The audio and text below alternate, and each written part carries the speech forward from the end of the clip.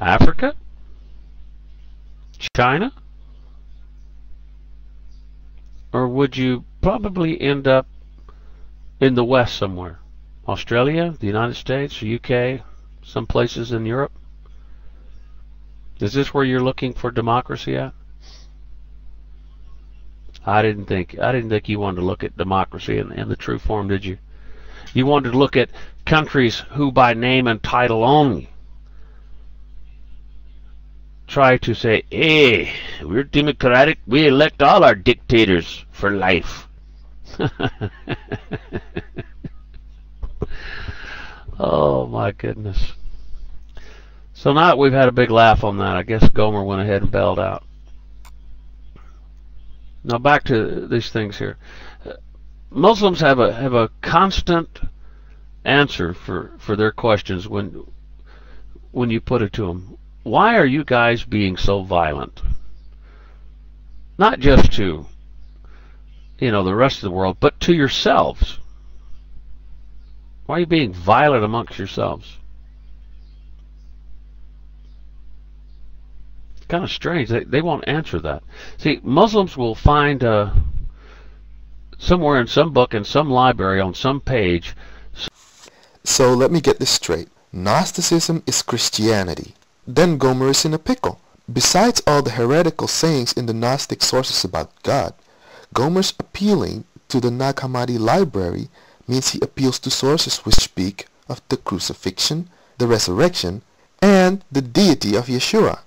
As for the claim of allegory, so references such as, "Remember my cross and my death, for your sakes I have placed myself under a curse that you may be saved.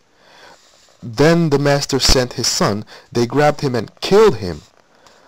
Our illuminator Jesus came down and was crucified. He was crucified on a tree. It was on the cross that he said these words. He was nailed to a cross, that the Christ has been crucified, and you crucified me, that we shall die with Christ, after he rose from the dead, so that through his death he might give life to you who have died. The Savior swallowed up death and raised himself up. I bore him from the curse wood. He was in the tomb as a dead man, the one who had died. These are all allegory? Well, if they are allegory, can Gomer please tell us what these allegories stand for? Because every allegory has a true meaning. If you're watching this video, can't see what's going on here, then you either agree with Gomer's lies, or you cannot be persuaded with any evidence for any position. This cannot be called denial. No one can seriously look at what Gomer's doing in the face of all the evidence that is being presented and not see that he's just blatantly lying.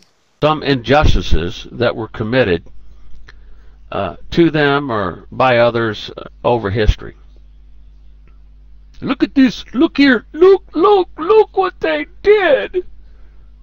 Well, there wasn't any Muslims probably around when a large portion of these injustices were done, as you want to say. But, why do you want to play those on the table today? This is the year 2010. I mean, I'll let you go back 20 years. We can go to 1980 if you want to.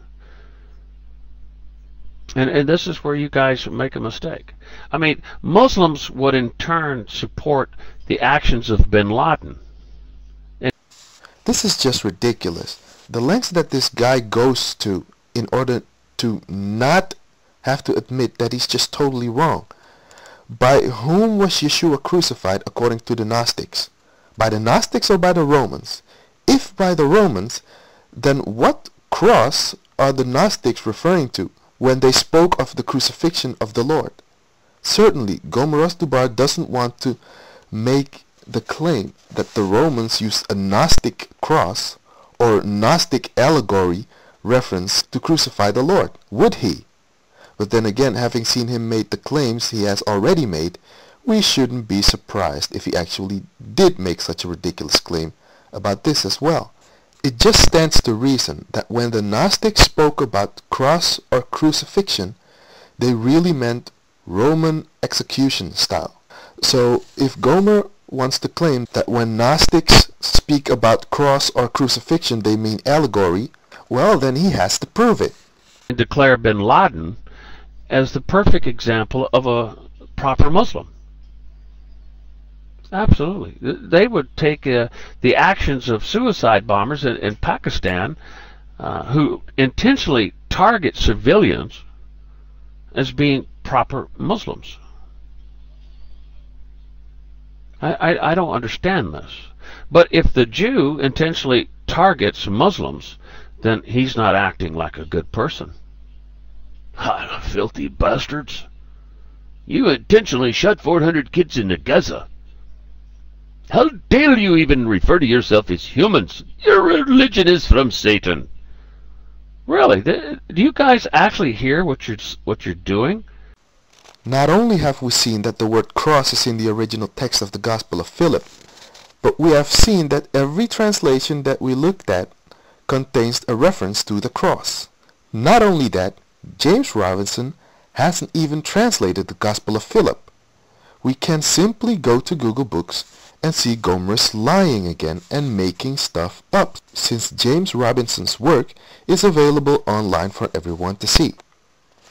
So when we finally go to Google Books, here I have downloaded it already, we find James Robinson's book, the Nag Hamadi Library, and we can all see here, James M. Robinson.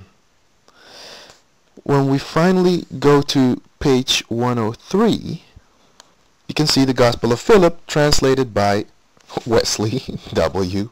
Eisenberg. Now you tell me, has Gomer read James Robinson's work since he refers to it? When you go to page 108, this is what you find. My God, why, O Lord, have you forsaken me? It was on the cross that he said these words. Now, tell me, do you think that Gomer has read the work that he has just endorsed? In addition to all this, we have already seen that the original proof text does contain the reference to the cross, so even if Robinson's so-called translation, according to Gomer, didn't contain the reference to the cross, he would have edited it out from the original text. So we see that Gomer makes up things that he hasn't even checked himself.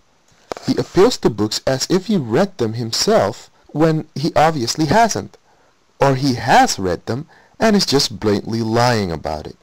Either way, Gomer is making a complete fool of himself. He keeps saying that others character assassinate him.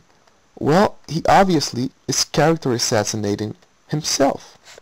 But it is Gomer who is very confused and doesn't know who he has to criticize and who to endorse. First, in the previous video series, he called Robert Eisenman a hooligan and then endorsed him as a big scholar when it comes to the Nag Hamadi Library. But it turns out that Eisenman never worked on the Nag Hamadi in the first place, but on the Dead Sea Scrolls. Then he criticized Wesley Eisenberg, basically calling his work a joke, and then endorsed James Robinson and appealed to James Robinson's translation. But James Robinson never translated the Gospel of Philip. And the translation of the Gospel of Philip that Robinson does use in his works is the translation of Eisenberg, whose work Gomer has criticized. But if Gomer endorses James Robinson's work, while James Robinson uses Wesley Eisenberg's work, then what is Gomer endorsing or criticizing? And if Robert Eisenman has done no translation of the Nag Hamadi documents, and Gomer appeals to his translation, what is Gomer actually appealing to? Maybe Gomer can give us some specific names from specific works from these specific authors to clear things up. When you guys track Gomerozdubar down, please do not hesitate to ask him. It's laughable, man. It's laughable. Your own injustices that you carry out in the name of your Allah. I don't think one Israeli in the last 25 years has killed a single Palestinian why screaming out, "The good of Abraham!